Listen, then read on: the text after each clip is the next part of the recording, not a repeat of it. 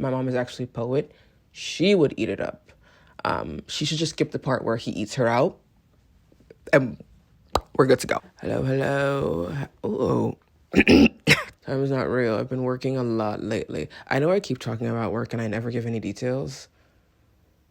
Just know that's literally none of your business. When I say I'm working a lot, just take that for what it is. Okay? I have been so tired lately.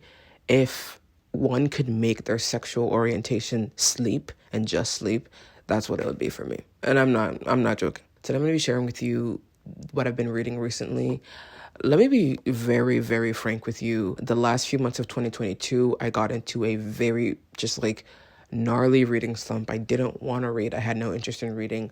I read a few books here and there, but it's just like I didn't want to read. However, for some reason, when this new year started, I started reading a lot. I expressed in my 2022 favorites video that I want more variety in my literature and what I read. And I think a lot of these books are the same genre, but they're not all the same genre.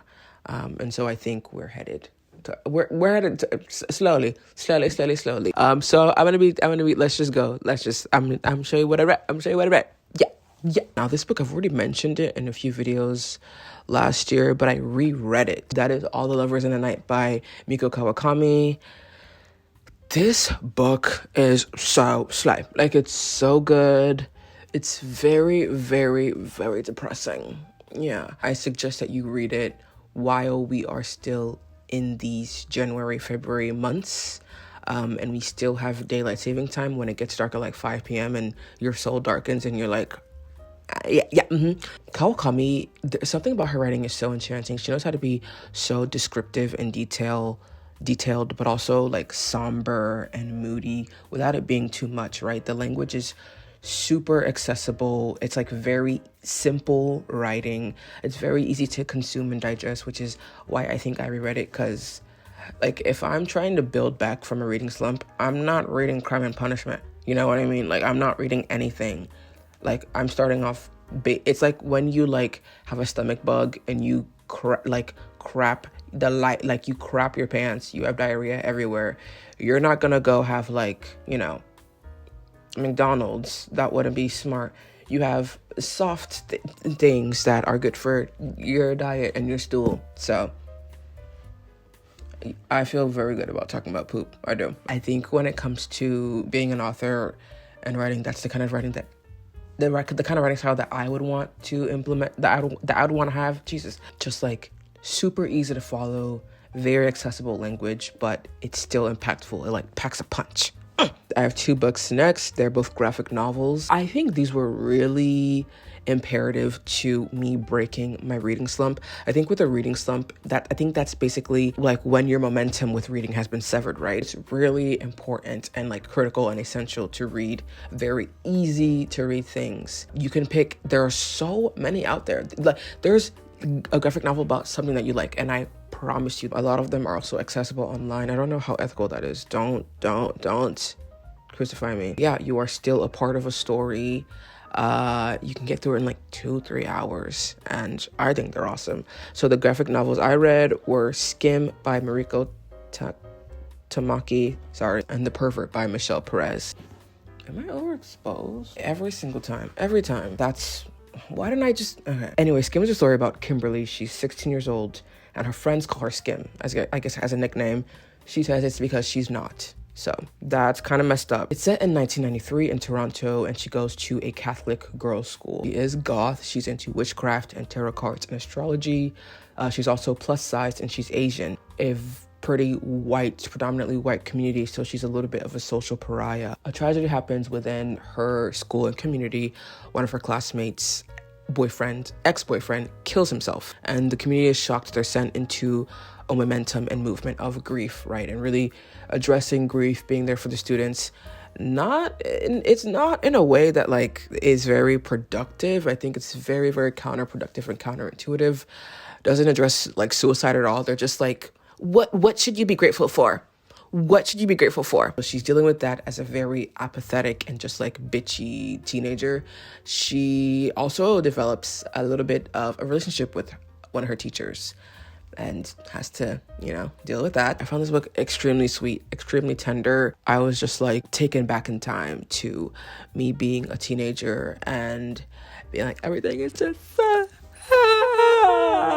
like when no one gets you and you're grieving something, but you're not exactly sure what. It just feels so good. Feels so good, and I would never go back to those years even if you paid me. So I had a few little favorite quotes here. Kimberly says, truthfully, I am always a little depressed, but that is just because I am 16 and everyone is stupid. Parentheses, ha ha ha.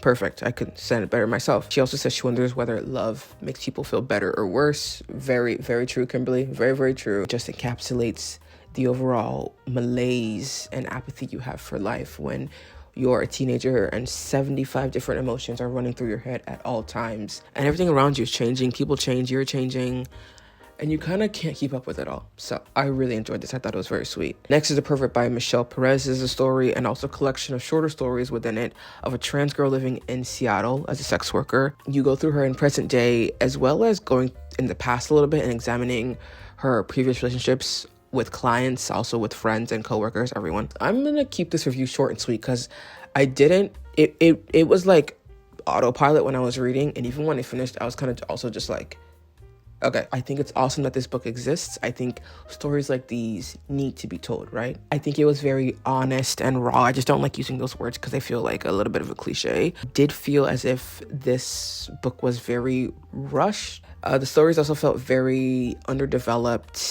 It felt like there was like not that much insight to it. Kind of just felt like a stream of consciousness was being recorded. And I will say I kind of was left wanting more with these stories. The next book is Open Water by Caleb Azuma Nelson. Listen, this was just on my winter TBR and I read it. It didn't take me 3 months to start reading it. Can we get a round of applause? This is a story about two unnamed protagonists in London as they fall in friendship and then they fall in love. I think this is like a story poetry hybrid. I had very not high expectations, but just I was looking forward to reading this book a lot, and it's good. It's a good book. It's written in very fanciful and extravagant prose. You're literally like reading poetry. It was just a little bit difficult for me to go through because I don't care for romance and I don't really care for poetry. It was just like a little bit like, okay. I said that this is a black ass book, which it is. It really, really is. It references a lot of black music, a lot of black cinema. I mean, it references like if Beale Street could talk, Jesus. And also films like Moonlight and artists such as Solange and A Tribe Called Quest. I think it's really like put the songs on while you read, or stop the book and put the songs on if you're not familiar with them, because it really does create a story. It sets a story. In my notes, I wrote that this book encapsulates those little thoughts and feelings you deem too insignificant to write down or even give a second thought. I didn't give much context to that, so I don't know really. I can't give you an example. The immigrant child experience.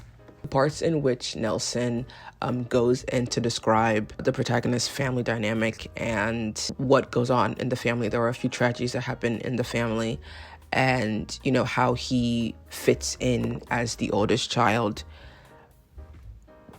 I did shed a few tears. I did. Story doesn't really focus on and expatiate on the characters, and it focuses on their love story and how that blooms and blossoms, but not in a way that you really begin to care about the characters, which is what I'm here for. Like, that's my favorite thing about reading. If I can't care about the characters, why are they there then? If you like romance, if you like poetry, eat it up. My mom is actually a poet.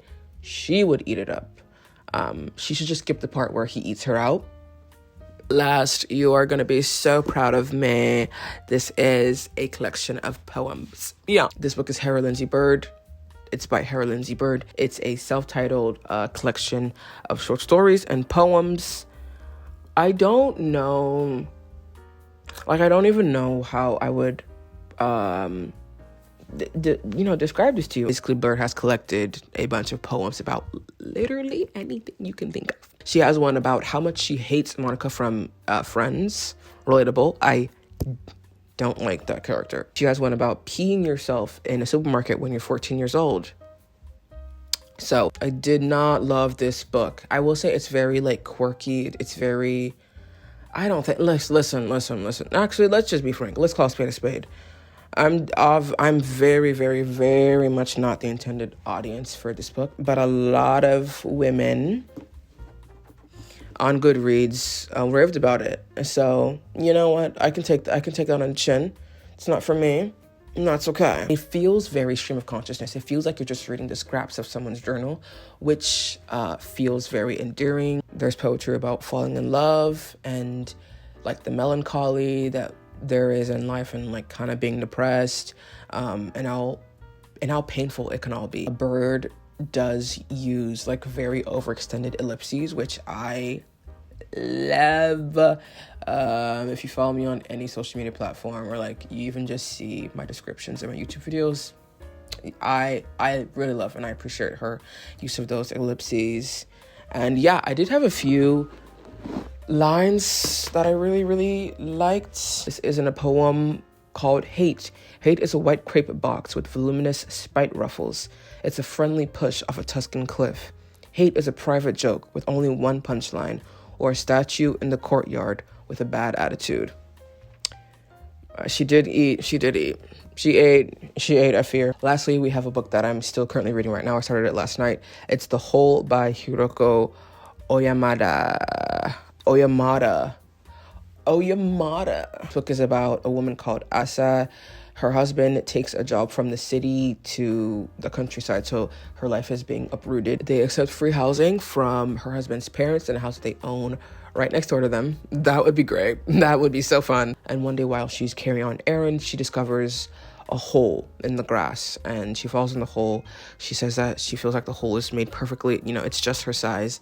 And then Alice in Wonderland like journey ensues with very weird creatures and weird stuff going on. The book is extremely descriptive.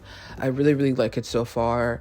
I think that Oyamada is definitely inserting like themes and notions of social norms and a little bit of feminism. I really like how Asa and her perception of herself is kind of shifted. I like how that's mentioned, because in the city she has a job, she has a life, she has, she is herself. And then when she moves to the countryside, I think that label kind of gets stripped. She's very rarely called by her name now. She's just called the bride, which is like, I like it. I can't give too much on it yet because I haven't finished it. It's like Japanese lit, like short read. Like I'm gonna like it. Dirt. That is all for what I've read currently. I set my reading goal for 2023 to 60 books. That seems like a lot, but it also doesn't seem like any at all, because I was stalking someone's Goodreads page last night and they read 235 books last year. And I was like, okay. I'm going to reach that goal. You will see. You'll all see. Thank you for watching. If any of these books pique your interest, check them out. Listen, I'm not telling you to. Okay? Would I recommend the Hair Lindsay Bird? No.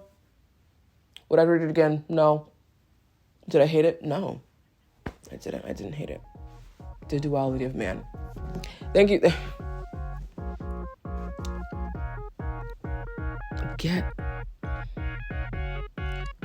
I don't know why you're still here. Get out.